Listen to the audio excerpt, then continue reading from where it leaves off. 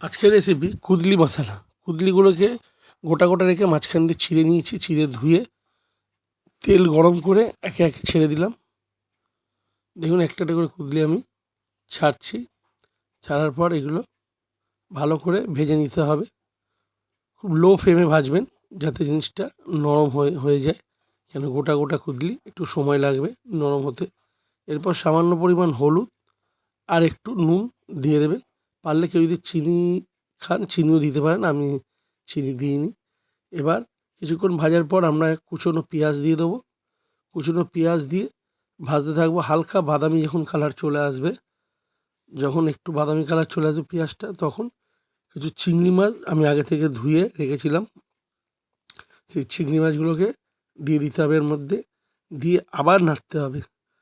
নেড়ে প্রায় 5 মিনিট ধরে একটু নাড়াচাড়া করে এর মধ্যে আমরা দিয়ে দেবো কিছুটা কুচানো টমেটো কুচি দিয়ে দেবো। টমেটো কুচি দিয়ে এগুলোকে আবার নাড়তে থাকবো। এরপর নাড়া হয়ে গেলে ভালো মতন যখন কষানো ভাজা হয়ে যাবে, আমরা আদা রসুন পেঁয়াজ এগুলি একসঙ্গে বেটে দিয়ে দেবো, বা আলাদা আলাদা দিতে পারেন, যাই হোক।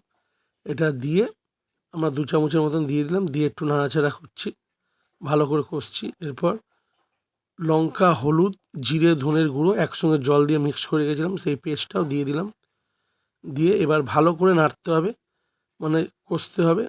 জল দেওয়ার দরকার নেই, এটা আস্তে আস্তে কষে খুব স্লাইট পরিমাণ একটু জল দিতে পারে, দিয়ে ঢেকে রেখে দিন। কুদলি ঠিক এরকম টাইপের তৈরি হয়ে যাবে। দেখুন